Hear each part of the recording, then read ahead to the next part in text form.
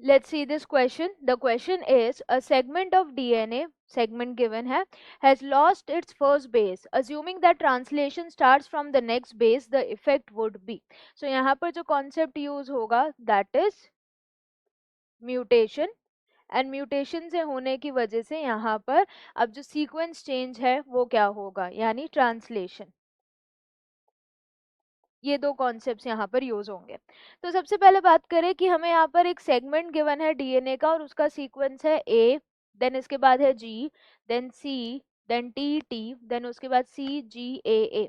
अब इसमें उन्होंने बोला है कि उसका फर्स्ट बेस जो है, फर्स्ट बेस यानी ये एडेनिन, ये जो है ये हट गया है, that is it is lost mutation की वजह से, लेट्स से फॉर डिलीशन।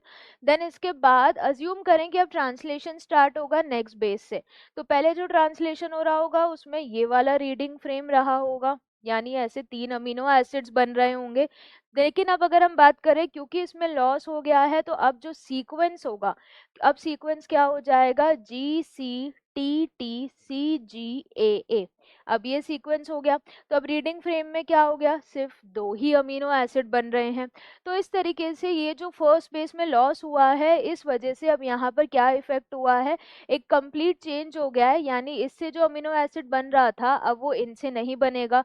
तो complete change in the type of the amino acid as well as sequence of the chain. यहाँ पर 3 अमीनो एसिड बन रहे थे, यहाँ पर अब कितने बनेंगे, 2 ही बनेंगे। तो इस रेस्पेक्ट में देखिए option change, no change in polypeptide form, ये तो गलत है। Only first amino acid will be different, नहीं सारे अमीनो एसिड बदल गए क्योंकि रीडिंग फ्रेम बदल गया, तो ये गलत हो गया। Complete change in the type as well as sequence of amino acid, ये भी सही है। टाइप ऑफ अमीनो एसिड इसमें अब अलग बनेगा, इनमें जो बन रहा था उससे, एंड इसके साथ साथ जो सीक्वेंस है अमीनो एसिड का वो भी बदल गया, तो करेक्ट आंसर सी हो गया। Last amino acid of polypeptide will be different, last नहीं सारे ही बदल जाएगा, तो इसलिए करेक्ट आंसर यहाँ पर क्या हो जाएगा, ऑप्शन